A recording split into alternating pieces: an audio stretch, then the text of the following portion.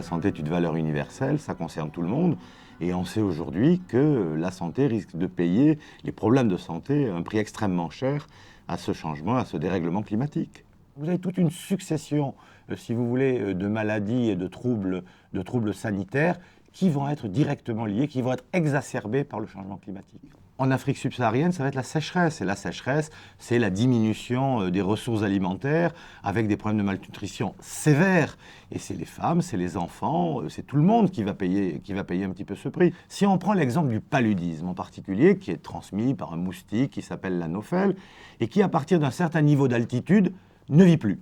Donc des gens qui sont à partir de 2500 mètres d'altitude ne sont plus touchés. Avec le réchauffement climatique, vous allez avoir la possibilité à l'anophèle de vivre au-delà de 2500 mètres d'altitude.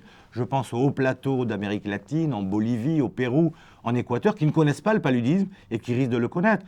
Sanofi a une histoire dans un certain nombre de pays et touche déjà à des problèmes qui vont être majeurs avec le changement climatique.